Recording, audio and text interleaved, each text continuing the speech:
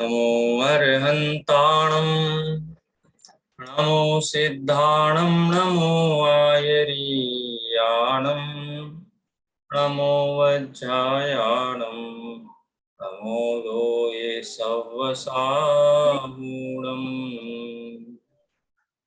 इन्दसदवन्द्याणं त्रिभुवनहितमधुरविशदवक्काणम् अन्तातीतगुणाणं नमो जिणाणं जिदभवाणम्।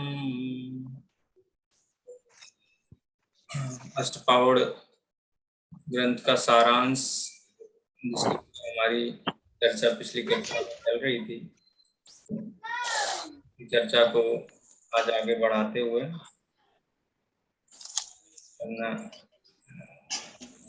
मोक्ष पहाड़ पर आ गए थे। भाव पहाड़ की चर्चा हो गई थी, उसके बाद मोक्ष पहाड़ पे अपनी चर्चा चल रही थी। मोक्ष पहाड़ के ऊपर देखते हैं, इसमें मोक्ष का स्वरूप समझाते हुए बहिरात्मा, अंतरात्मा और परमात्मा की चर्चा की गई है। मोक्ष पहाड़ ग्रंथ में जो चर्चा आई है उसका संक्षिप्त रूप हम छेटाला ग्रंथ में भी पढ़ते हैं। देह जीव को बहिरात्म तत्व मुधा है, इस प्रकार की चर्चा हम वहां देखते हैं। इसमें हमने बहिरात्मा, अंतरात्मा, इनकी चर्चा की थी। परमात्मा से यहाँ वाचन से मूल रूप से तो हम वाचना ही कर रहे हैं इस विषय की। विषय वस्तु जो है अष्ट पहाड़ की, एक एक पहाड़ के आधार पर, और ये शायद छठवां पहाड़ है जिसके ऊपर हम चर्चा कर रहे हैं। मोक्ष पहाड़ 106 गाथाओं में निबद्ध है। रीडिंग करेंगे और जहाँ कोई महत्वपूर्ण बात होगी उसकी अपन चर्चा भी करेंगे। चलिए, मीना जी आप ही करिए शुरुआत। जी सर। परमात्मा जो द्रव्य कर्म, भाव कर्म, नो कर्म रूपी कर्म कलंक से रहित, अशरीरी, अतीन्द्रिय, अनिंदित विशुद्ध आत्मा है, परम पद में स्थित है, परम जिन है, जिसने सब कर्मों को जीत लिया है, जो कल्याणकारी एवं अविनाशी है, सिद्ध है, जिसने अपने स्वरूप की सिद्धि कर निर्वाण पद प्राप्त कर लिया है, वह परमात्मा है। उपर्युक्त तीनों में से बहिरात्मपना छोड़कर अंतरात्मा बनकर परमात्मा का ध्यान करने से मोक्ष की प्राप्ति होती है। परमात्मा पद की प्राप्ति कैसे होती है, इसका विस्तार से वर्णन करते हुए आरंभ में मुनि धर्म और उसके बाद श्रावक धर्म का निरूपण किया है। जो व्यक्ति सचित, अचित, मिश्र तीनों प्रकार के परद्रव्य में रत है, वह मिथ्या दृष्टि है एवं अष्ट कर्मों से बंधता है। विकार रहित, अष्ट कर्मों से रहित, अनुपम, ज्ञान शरीरी, अविनाशी, केवल ज्ञानमय आत्मा ही स्वद्रव्य है। जो व्यक्ति इस आत्मा में लीन है, वह परद्रव्य से परांगमुख है, वह कर्मों को शीघ्र ही नष्ट करता है। अतः जो मोक्ष को चाहते हैं उन्हें निज द्रव्य का ध्यान करना चाहिए, क्योंकि मोक्ष प्राप्ति का एकमात्र उपाय यही है। उक्त उपायों के करने पर जो स्वभाव होते हैं उनसे स्वर्गादिक की प्राप्ति होती है, लेकिन मुमुक्षु मोक्ष के इच्छुक को उनकी चाह नहीं होती, क्योंकि स्वर्गादि की प्राप्ति तो काय क्लेश आदि तप से भी हो जाती है। स्वर्गादिक में सुख नहीं है, अपितु क्षणिक सुखावास है होता है। शाश्वत सुख तो एकमात्र आत्मा के ध्यान से ही होता है। मिथ्यात, अज्ञान, पाप पुण्य, क्रोध मान माया लोभ, राग द्वेष, मोह को मन वचन काय से छोड़कर मौन व्रत धारण कर स्वपर का विचार करने से ध्यान होता है। ध्यान से कर्म का आश्रय रुकता है, आगामी बंध नहीं होता, पूर्व कर्मों की निर्जरा होती है, तब मुक्ति प्राप्ति होती है। हाँ, बस यहीं पे रुकेंगे, ये चर्चा अपन देख लेते हैं। परमात्मा के स्वरूप की चर्चा करते हुए अनेक विशेषणों का उपयोग किया गया है। हम परिचित भी हैं, द्रव्य कर्म, 8 कर्म, 148 प्रकृतियां हैं, उनको द्रव्य कर्म कहते हैं। भाव कर्म, मोह, राग, द्वेष, क्रोध, मान, माया, लोभ, रूप, जो विकारी भाव हैं, सविकार चैतन्य परिणाम है, उनको भाव कर्म कहते हैं। देह और देह से संबंधित सभी पदार्थ जिनके लक्ष्य से हमको मोह राग द्वेष होते हैं, वो सभी नो कर्म हैं। हमारे शत्रु भी हमारे नो कर्म हैं, मित्र तो नो कर्म है ही। ये 3 प्रकार के कर्म कलंक से रहित सिद्ध भगवान होते हैं। इसके बाद कैसे होते हैं? अशरीरी होते हैं, अतीन्द्रिय होते हैं, क्योंकि 5 इंद्रियों का शरीर ही नहीं है तो 5 इंद्रियों की रचना भी नहीं है, और न 5 इंद्रियों के माध्यम से ज्ञान होता है। यहाँ परमात्मा शब्द से अशरीरी विशेषण जो है वो सिद्ध भगवान के संदर्भ में दिया गया है, इसलिए अरहंत अवस्था को गौण रखा गया है यहाँ पे, क्योंकि अरहंत अवस्था अल्पकालिक अवस्था है। अनंत काल तक तो सिद्धत्व के रूप में ही परमात्मा विराजमान रहते हैं। हालांकि 2 भेद किए गए हैं, सकल परमात्मा और निकल परमात्मा, लेकिन सकल परमात्मा का जो काल विस्तार है वो बहुत अल्प है, इसलिए यहाँ पर उसको गौण रखते हुए अशरीरी शब्द का प्रयोग किया गया। अतीन्द्रियपना केवलियों को भी है, सशरीर जो अरहंत अवस्था वाले केवली हैं उनको भी अतीन्द्रियपना है। अनिंदित है, सिद्ध परमात्मा का जो स्वरूप है उसमें किसी भी प्रकार का कोई भी दोष शेष नहीं है, इसलिए कोई आलोचना का विषय सिद्ध भगवान नहीं बनते। विशुद्ध आत्मा है। विशुद्ध क्यों है? तो विशुद्ध होने का समझ लो कि जितने विशेषण दिए गए हैं उन विशेषणों से सहित होने के कारण विशुद्ध हैं। किसी भी प्रकार की अशुद्धि सिद्ध परमात्मा में नहीं है। स्वभाव से तो शुद्ध हैं ही, लेकिन पर्यायगत जो अशुद्धियां हैं, चाहे असमान जाति पर्याय हो, चाहे फिर भाव कर्म आदि हो, चाहे 5 इंद्रिय के माध्यम से होने वाला ज्ञान, खंड खंड रूप ज्ञान, ये सारे विकार, अल्पज्ञता, अल्प अवस्था, इन सब से रहित होने के कारण विशुद्ध विशेषण दिया गया। एक बात आप विशेष ध्यान दीजिए, हम जो पढ़ रहे हैं ये गाथाओं का समझ लो कि 1-1, 2-2 लाइन में सारांश आपके समक्ष प्रस्तुत किया गया है। मूल गाथाएं अगर आप देखोगे तो आपको ऐसा लगेगा कि ये विषय वस्तु हम पढ़ चुके, और कैसे हैं परम पद में स्थित हैं, उसको हम परमेष्ठी शब्द के द्वारा भी संबोधित करते हैं। परम जिन है, सब कर्मों को जीत लिया है, इसलिए परम जिन है। कल्याणकारी हैं, स्व के लिए तो उनमें कल्याणकारी हैं ही, लेकिन सारा जगत अरहंत और सिद्ध भगवान के स्वरूप को ध्यान करके अरहंत और सिद्धपना प्रकट करता है।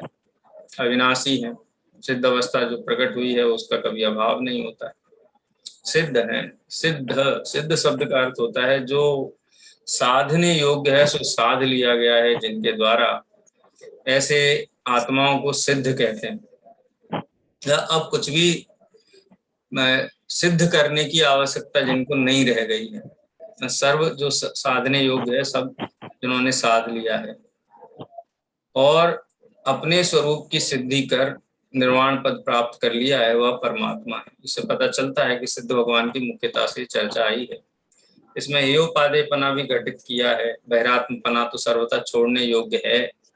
बहिरात्मपना जब छूटता है तो अंतरात्मापना शुरू होता है, यानी अंतर माने अपना और पर का भेद जीव पहचान लेता है, आत्मोन्मुखी हो जाता है।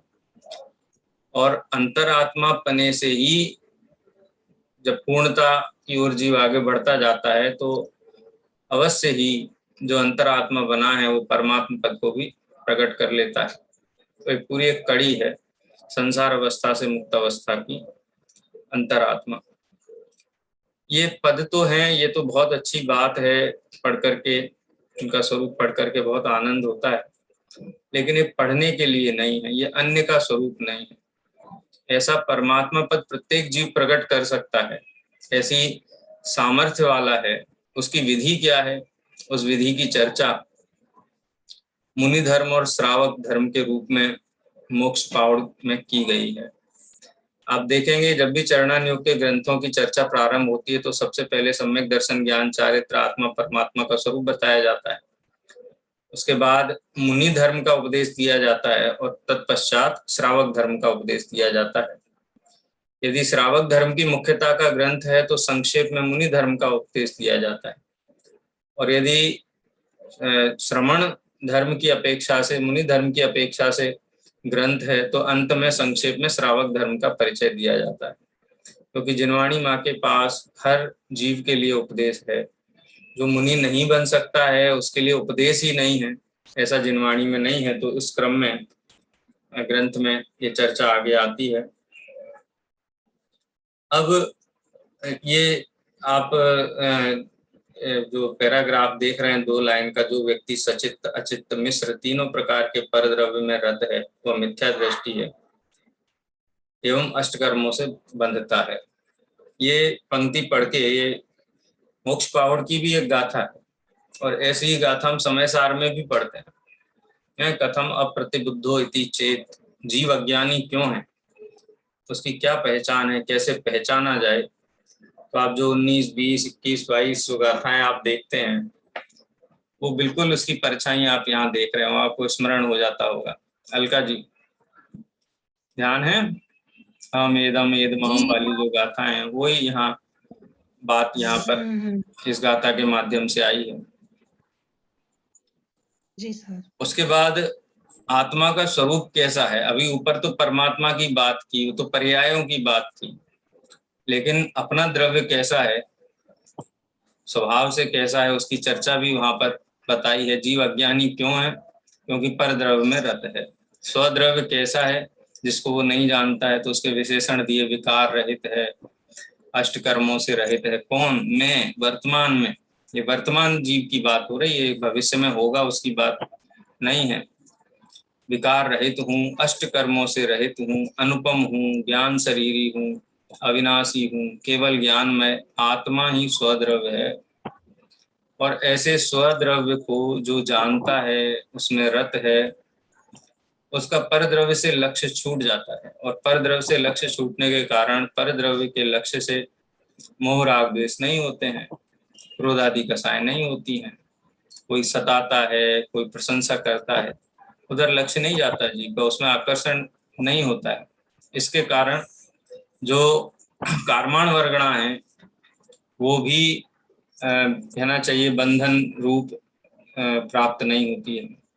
इसलिए वर्तमान में कर्म आते नहीं हैं, जो बंधे हुए हैं उनमें भी अपकर्षण आदि, उपशम आदि, क्षय आदि हो जाते हैं। इसलिए जो जीव मोक्ष चाहते हैं उसकी यही विधि है कि वो अपने निज द्रव्य को जाने, उसका श्रद्धान करें और उसमें ही रत रहें, माने उसको ही अपना माने। उसके अतिरिक्त जगत की कोई वस्तु अपनी नहीं है, इसलिए उसको अपना मानने की आवश्यकता नहीं। और यही मोक्ष प्राप्ति का एकमात्र उपाय है। हमने प्रवचन सार ग्रंथ तो विस्तार से पढ़ा है, वहां भी हम यही देखते हैं, दव्वादिषु मूढ़ो, जो द्रव्यादिक में मूढ़ता है वही जीव को बंध का कारण है, वही क्षोभ का कारण है। और जो द्रव्य गुण पर्याय को जानता है या द्रव्य गुण पर्याय से अनंत आदि को जानता है और अपने द्रव्य गुण पर्याय को पहचानता है, तो मोक्ष प्राप्ति का सभी ग्रंथों में एक ही उपाय बताया गया है। ये समझ लीजिए 5 परमागम कहने को 5 हैं, लेकिन जीव को सुखी होने का मार्ग 5 परमागम में एक ही बताया है, और वो मार्ग है निज द्रव्य का ध्यान। निज द्रव्य का ध्यान निज द्रव्य के ज्ञान और श्रद्धान के बिना नहीं होता है। इसलिए जब निज द्रव्य के ध्यान की बात कही है तो ज्ञान श्रद्धान उसमें गर्भित समझना चाहिए।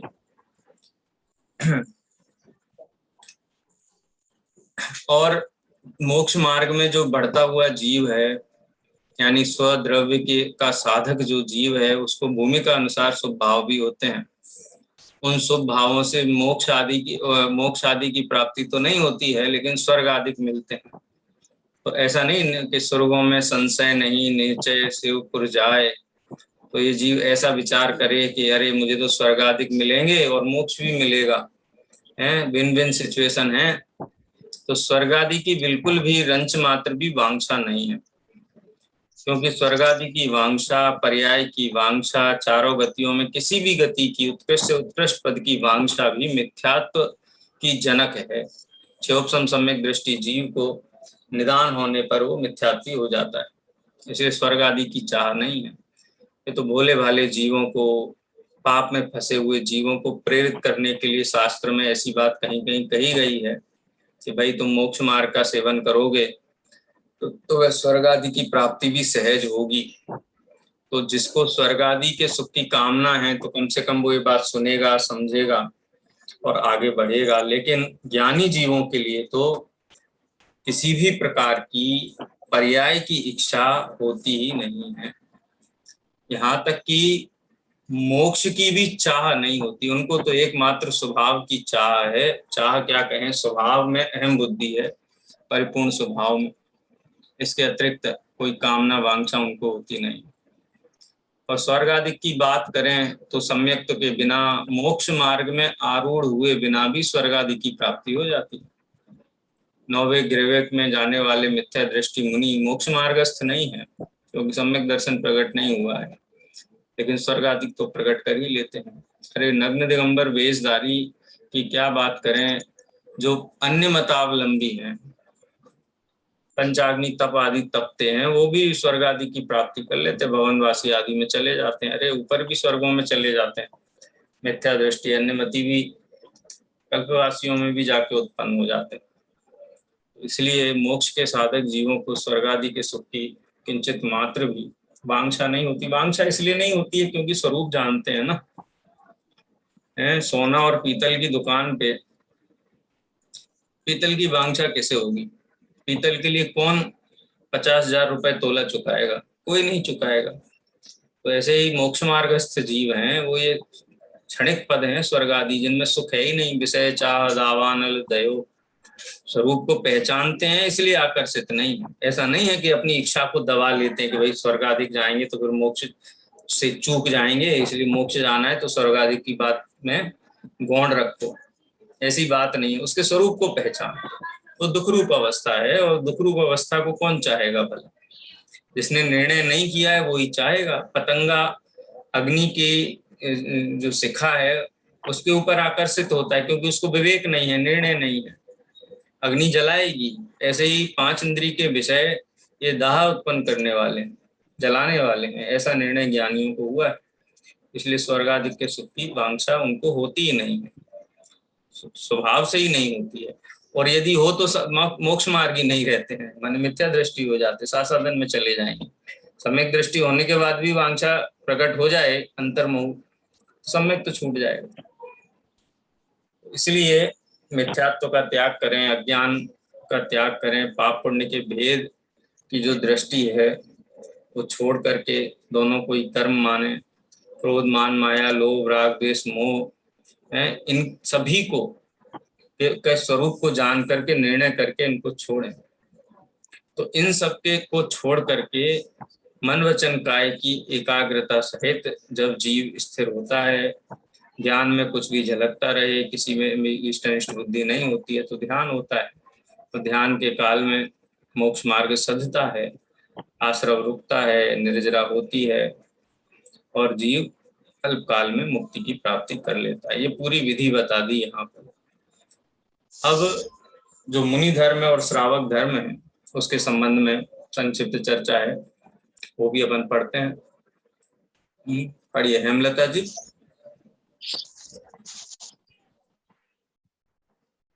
जी सर। हाँ, यहाँ से पढ़ना। आत्मानुभूति। हाँ यहीं से। आत्मानुभूति संपन्न मुनि पंच महाव्रत, पंच समिति, 3 गुप्ती एवं सम्यक दर्शन ज्ञान चारित्र से युक्त होते हैं। जो देखेंगे वह दर्शन है, अथवा तत्व रुचि ही सम्यक दर्शन है। जो जाने वह ज्ञान है, अथवा तत्व का ग्रहण ही ज्ञान है। पुण्य पाप का परिहार चारित्र है। इस प्रकार जो मुनि रत्नत्रय संयुक्त होता हुआ मन वचन काय से तीनों कालों में योग धारण करता हुआ शल्य एवं दोषों से रहित होता हुआ अपनी शक्ति अनुसार तप करता है, वह शुद्धात्मा का ध्यान करता हुआ परम पद को प्राप्त करता है। जो जीव विषय कसायों में रत है, रौद्र परिणामी है, हिंसादिक व विषय कसायों में सहज प्रवृत्ति करते हैं, मुनि मुद्रा जिन्हें स्वप्न में भी नहीं रुचती, वे अज्ञानी हैं, संसार में भटकते हैं।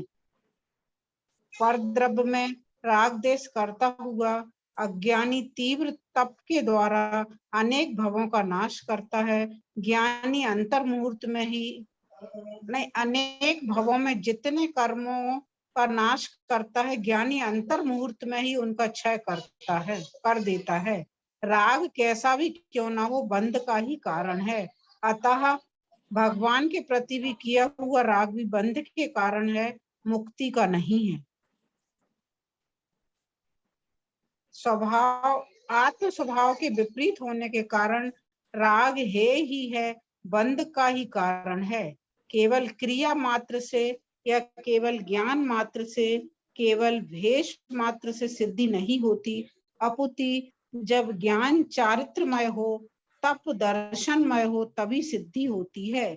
आत्मा का जानना, मानना और विषयों से विरक्त होना उत्तरोत्तर दुर्लभ है। अतः सुयोग मिलने पर आहार, आसन, निद्रा को जीतकर दर्शन ज्ञानमयी आत्मा का ध्यान नित्य करना चाहिए, क्योंकि जब तक परद्रव्य में लेश मात्र भी प्रवृत्ति है, मन इंद्रियों के विषय में प्रवर्तता है, तब तक चारों गतियों में भ्रमण होता है। आत्मा का ध्यान ही इससे मुक्ति का एकमात्र उपाय है। कुछ लोग कहते हैं कि पंचम काल में ध्यान नहीं है। ऐसा कहने वाले वे इंद्रिय सुखों में आसक्त हैं, सम्यक ज्ञान रहित हैं, अज्ञानी हैं, क्योंकि इस पंचम काल में भी धर्म ध्यान कहा है। वे तो मुनि का वेश धारण कर पाप करते हैं, मोक्ष मार्ग को त्याग कर 5 प्रकार के वस्त्रों में आसक्त हैं, परिग्रहधारी हैं, याचनाशील हैं एवं सदोष व्यवहार करते हैं, अतः संसार में ही रहते हैं। वास्तविक मुनि तो वे हैं जो परिग्रह, मोह और पापारंभ रहित हैं, निर्ग्रंथ हैं, 22 प्रकार के परिचयों को सहते हैं, क्रोधादि कसायों को जीतते हैं एवं गृहस्थ के करने योग्य आरंभ आदि कार्यों में नहीं प्रवर्तते हैं, अपुति आत्मा में आत्मा के लिए ही प्रवर्तते हैं। इस प्रकार जो योगी आत्मा का ध्यान करता है, वह शीघ्र ही पापों का नाश कर मुक्ति प्राप्त करता है। हाँ, इस प्रकार मुनि धर्म का यहीं तक पढ़ेंगे। ठीक है। ऊपर जो बात हुई थी कि जीव किस प्रकार से ज्ञान अवस्था को धारण करके, क्योंकि सम्यक दर्शन ज्ञान सहित जो ध्यान है अथवा जो चारित्र है अथवा जो वीतरागता है, मोह राग द्वेष से रहित पना है या ज्ञान का सहज परिणमन है, बहुत सारे शब्दों के द्वारा हम ये बात कह सकते हैं। ऐसी अवस्था प्राप्त होने पर जीव पापों से निवृत्त हो जाता है। 5 पापों से विरति का नाम ही व्रत है। हिंसा, झूठ, चोरी, कुशील, परिग्रह से विरत हो जाते हैं। क्यों विरत हो जाते हैं? क्योंकि 5 पापों में जब तक रत रहेंगे, जब तक लगे रहेंगे, तब तक निर्दोष ध्यान नहीं होगा।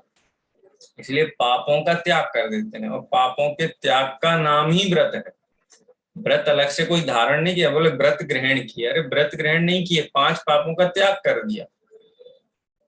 11 प्रतिमाओं में हमने प्रतिमा ली नहीं है। 5 इंद्रिय के विषयों में अमर्यादित जीवन, इन सब का त्याग कर दिया, इनसे विरत हो गए, इनको छोड़ दिया। इनको छोड़ने का नाम ही व्रत है। व्रत में ग्रहण नहीं करना है, छोड़ना है।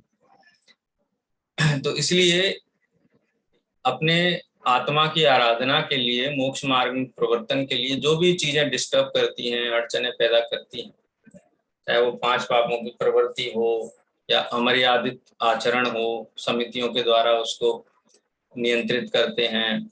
3 गुप्तियां, मन वचन काय की प्रवृत्ति के कारण जो भी हिंसा, झूठ, चोरी, कुशील आदि हैं, उनका त्याग करके गुप्ति रूप होते हैं। ये विरति रूप हुए। और अगर उसका अस्थिपरक कथन किया जाए तो सम्यक दर्शन ज्ञान चारित्र से युक्त होते हैं।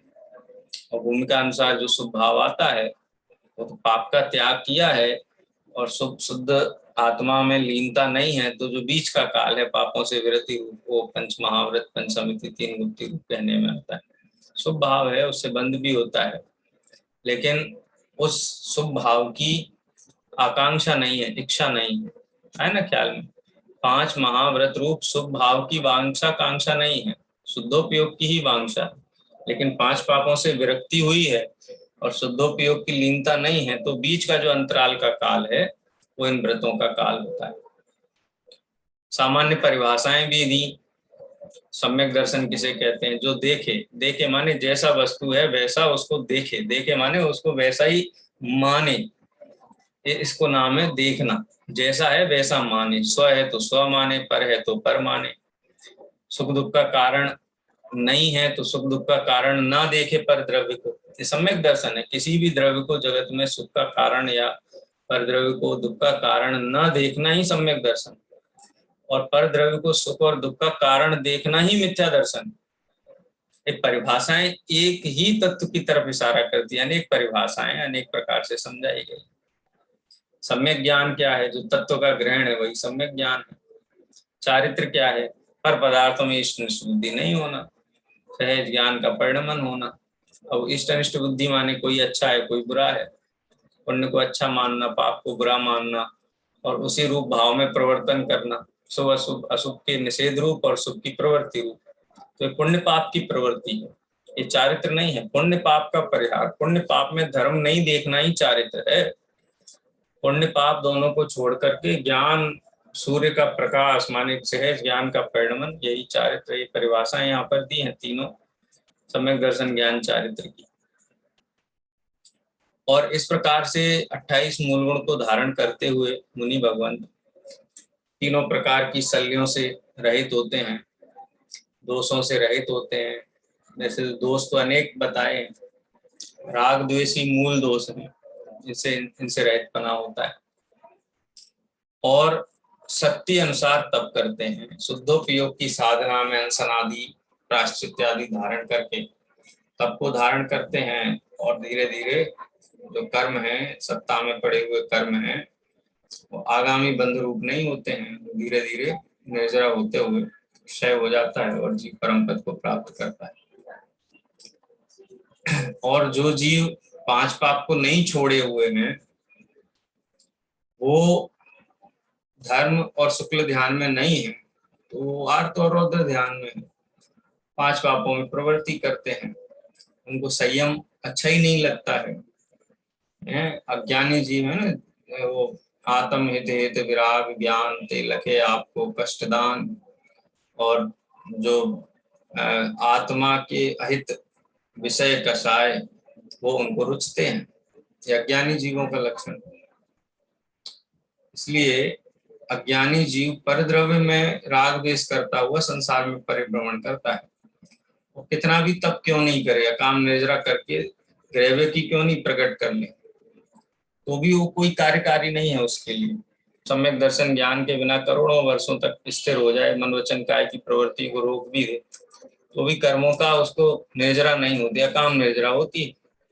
और ज्ञानी जीव तो 24 घंटे 12 महीने निर्जरा करता रहता है, धर्म ध्यान रूप रहता ही है, वो सदा काल सहज धर्म ध्यान रूप होता है। दुकान पे बैठे बैठे भी निर्जरा कर लेता है, लेकिन अज्ञानी जीव तब धारण करके भी निर्जरा नहीं कर पाता। और यदि महाव्रती ज्ञानी जीव है तो अंतर मुहूर्त काल भी स्थिर चित्त हो जाए तो केवल ज्ञान प्रकट कर लेते हैं। और अज्ञानी जीव बाह्य वेश धारण करके करोड़ों वर्षों तक भी तप करे तो भी एक सामान्य चतुर्थ गुण स्थानवर्ती ज्ञानी जितनी भी निर्जरा नहीं कर पाता। इसलिए जो राग द्वेष की प्रवृत्ति है, पुण्य पाप की प्रवृत्ति है, वो कैसी उसकी कोई भी जाति क्यों ना हो, है चाहे पंच परमेष्टि की भक्ति रूप ही क्यों ना हो, अरे सिद्ध परमात्मा की भक्ति रूप ही क्यों ना हो, अगर शुभ भाव है वो शुभ भाव मुक्ति का कारण नहीं हो सकता। ये विषय तो हमने पुरुषार्थ सिद्धि उपाय ग्रंथ में भी पढ़ा था। शुभोपयोगो अयम अपराध, ये नांसेन सुदर्शन तेनांसेन से बंधनम नास्ति, ये नांसेन स्तुराग तेनांसेन से बंधनम भवति। आचार्य अमृत चंद्र देव ने मानो पंच परमागम का ग्रहण करके ही पुरुषार्थ सिद्धि उपाय ग्रंथ लिखा है। 1000 साल बाद उस ग्रंथ की रचना हुई है, लेकिन पंच परमागम की झलक हमें वहां पर दिखाई देती है। इसके बाद एक और लिया, केवल क्रिया मात्र से मोक्ष नहीं होता, केवल ज्ञान मात्र से या वेश मात्र से सिद्धि नहीं होती। यहाँ ज्ञान का मतलब है मात्र शास्त्र ज्ञान से मुक्ति नहीं होती है, या मात्र बाह्याचरण से मुक्ति नहीं होती। वस्तु का यथार्थ स्वरूप, उसका श्रद्धान ज्ञान और उस ज्ञान का सहज परिणमन, जिसको ध्यान कहते हैं या क्रिया कहो, ये की बात है। क्रिया का मतलब कुछ करना नहीं, मन वचन का ही क्रिया को की तरफ इशारा नहीं, आत्मा की क्रिया है ज्ञान, और ज्ञान क्रिया में रत रहने वाला जीव कर्मों का अभाव करता है। और जो ज्ञान क्रिया में रत जीव है उसके जीवन में 5 पाप नहीं होते हैं, उसका 5 महाव्रत रूप परिणमन होता है। बाह्य आचरण में समितियां भी होती हैं, गुप्तियां भी होती हैं, जो भी परिसहजय आदि 7 शेष मूल गुण सहज पलते हैं। इसलिए जब जीव सम्यक दर्शन, ज्ञान और चारित्र, यहाँ तो ज्ञान और चारित्र दोनों को लिया है, सम्यक दर्शन गर्भित है, इसलिए ज्ञान चारित्र में जब जीव होता है तभी उसको सिद्धि होती है, मुक्ति होती है। इसलिए यदि मुक्ति चाहिए तो महाव्रत धारण करो, क्योंकि महाव्रत धारण करने पर 5 प्रकार के जो पाप हैं, उनकी प्रवृत्तियां हैं, उनका निषेध होने से उपयोग है वो उपयोग में ही रहेगा, उसका दुरुपयोग नहीं होगा, चारों गतियों का परिभ्रमण मिटेगा। और श्वेतांबर आदि मतों के ऊपर भी यहाँ पर आचार्य देव ने इशारा किया।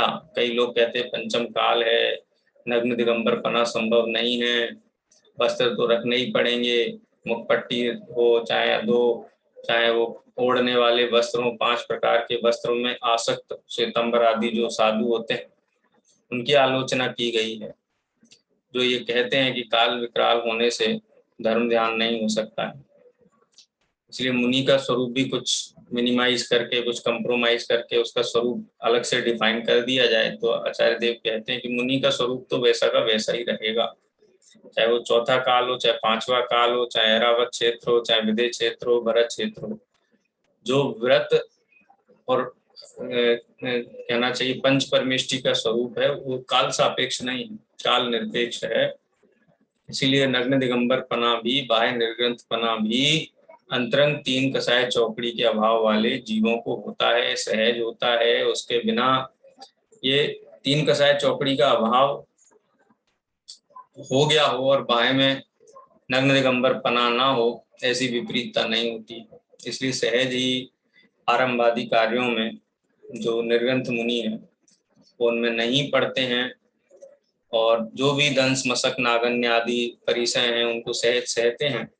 ऐसा नहीं नग्नता परिसय का परिहार करने के लिए वस्त्र आदि ले लें, ऐसा नग्न दिगंबर मुनिराज को नहीं होता है। और इस प्रकार के नग्न दिगंबर मुनिराज अपनी आत्मा को ध्या करके मोक्ष प्राप्त करते हैं, सिद्धि को प्राप्त करते हैं। ये चर्चा आई है। अब इसके बाद संक्षेप में जो श्रावक धर्म की चर्चा आचार्य कुंतन देव की मूल गाथाओं में वो आएगी, वो अपन पढ़ते हैं। अलका जी पढ़िए। जी सर।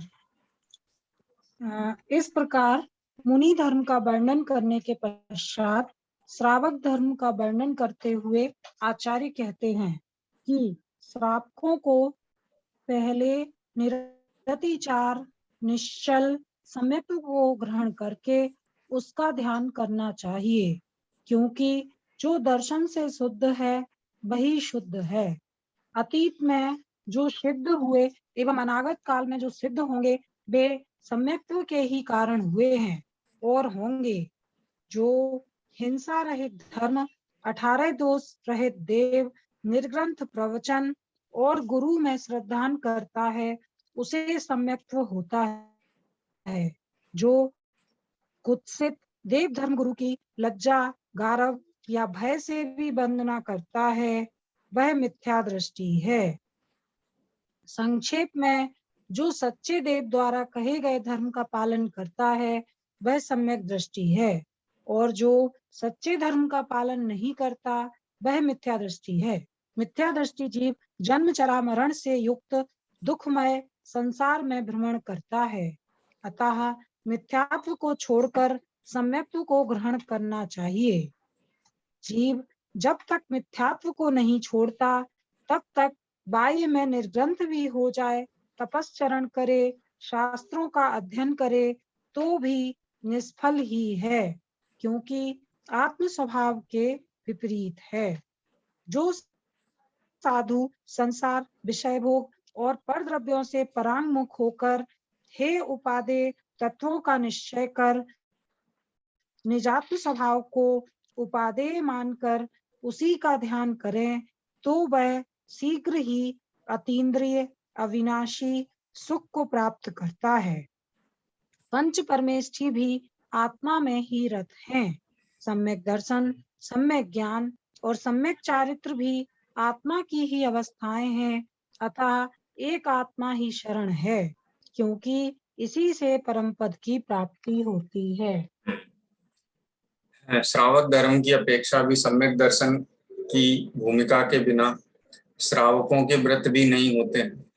आचार्य देव ने मुनि धर्म के संदर्भ में भी ये बात पुनः कह दी। कोई ऐसा ना समझ ले कि श्रावकों को सम्यक दर्शन ग्रहण करना चाहिए, लेकिन मुनियों को सीधे चारित्र हो सकता है।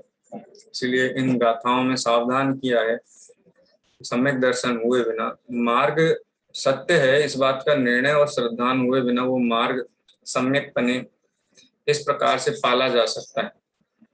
ये आचार्य देव ने यह प्रश्न उठाया। इसलिए जिसको मुक्ति चाहिए, चाहे मुनि धर्म हो चाहे श्रावक धर्म हो, मुनि धर्म अंगीकार करे सम्यक दर्शन सहित, ये तो आदर्श बात है, ये तो राजमार्ग है। लेकिन जिन जीवों को मुनि धर्म अंगीकार करने का पुरुषार्थ कहो या भूमिका कहो तैयार नहीं है, उनको मन में कहीं भी शल्य है, तो कम से कम श्रावक धर्म अंगीकार करके और अभ्यास करके, शिक्षा व्रत रूप अभ्यास करके भविष्य में मुनि धर्म अंगीकार करें। ऐसा नहीं श्रावक धर्म अंगीकार करके फुल स्टॉप हो गया। मुनि धर्म तो अंगीकार करना ही है। अंतरंग में 3 कसाय चौकड़ी के अभाव रूप और बहिरंग में 28 मूलगुण रूप मुनि धर्म ये मोक्ष मार्ग में अनिवार्य है। इसलिए वो तो लक्ष्य है, टारगेट तो वही है, लेकिन भूमिका के अनुसार सम्यक दर्शन सहित जो कहना चाहिए अणुव्रत हैं अथवा गुणव्रत हैं, शिक्षा व्रत हैं, 11 प्रतिमाएं हैं, वो सब धारण की जाती हैं। उसका सम्यक दर्शन का स्वरूप बताया। सम्यक दर्शन क्या है? सच्चे धर्म को मानने वाला, सच्चे देव को मानने वाला, यथार्थ गुरु को मानने वाला, यथार्थ वचनों का श्रद्धानी, वही सम्यक्ति हो सकता है। क्योंकि जो धर्म के यथार्थ स्वरूप को पहचानता है, देव के यथार्थ स्वरूप को पहचानता है, दिव्य ध्वनि को पहचानता है, गुरु को पहचानता है, वो अपनी आत्मा को भी पहचानता है, वो आत्मानुभूति सहित ही होता है। इसलिए सम्यक दर्शन की व्यवहार सम्यक दर्शन की परिभाषा की है, लेकिन वहां पर निश्चय सम्यक दर्शन गर्भित है। और कोई ऐसा कहे कि हम तो निश्चय सम्यक दृष्टि हैं, लेकिन बाह्य में देव गुरु धर्म जो कुत्सित है माने अन्यथा है, उनका जो स्वरूप नहीं है, वनिता आदि गदा जुत चिन्ह चीन या हिंसा आदि में धर्म मानने वाले, अथवा जो कुलिंग हैं, जो परिग्रह सहित ऐसे गुरु हैं जो स्वयं को गुरु कहते हैं, उनकी लोक रूढ़ी के कारण है, लोग क्या कहेंगे सब पूछते हैं इसलिए हमको भी पूजना चाहिए, ऐसी लज्जा के कारण, शर्म के कारण पूजें, अथवा गारव माने लोभ के कारण कि हम उनके नहीं पूजेंगे तो हमारी बहुत हानि हो जाएगी, संकट आ जाएगा, हैं? ऐसा किसी लोभ से, किसी व्यापार अच्छा चलेगा, परिवार अच्छा होगा, लोक में हमारे यश बढ़ेगा, ऐसा लोभ के कारण या भय के कारण उनकी वंदना करता है, वो मिथ्या दृष्टि ही है। ये बात यहाँ पे कही गई है। इस प्रकार से अगर संक्षेप में कहा जाए सम्यक दर्शन का स्वरूप, तो सच्चे देवगुरु धर्म को मानने वाला और आत्मा का श्रद्धानी जीव, वही सम्यक दृष्टि है। और सम्यक दर्शन सहित वो जीव साधना करता है तो ही मोक्ष मार्गी है। सम्यक दर्शन के बिना कुछ भी करे, निर्ग्रंथ हो जाए, तपस्चरण करे, शास्त्र पढ़े, सब निष्फल है। निष्फल है माने मार्ग का श्रद्धानी न होने के कारण वो कर्मों का क्षय करने में असमर्थ है, कर्म का बंधन ही करता है। इसलिए पंच परमेष्टि भी अपने आत्मा में ही लीन है, सम्यक दर्शन ज्ञान चारित्रमय ही है। आत्मा भी सम्यक दर्शन ज्ञान चारित्रमय है। ये बात तो हम कई बार पढ़ चुके हैं, प्रवचन सार में भी आई, समय सार में भी आई, पुरुषा सिद्धि उपाय ग्रंथ में भी आई, विविक्तम आत्म रूपम तत् शब्द के द्वारा। इसलिए एक आत्मा ही सम्यक दर्शन ज्ञान चारित्र रूप है। उसी की साधना, उसी की आराधना, उसी में लीनता परम पद को देने वाली है। इस प्रकार से मोक्ष पावड़ का संक्षिप्त स्वरूप है। लिंग पावर की चर्चा अपन कल करेंगे। अभी विराम लेते हैं, जिनवाणी स्तुति करेंगे। निज निधि निज में बताई, यह अनंत उपकार है, इसके लिए जिनवाणी मा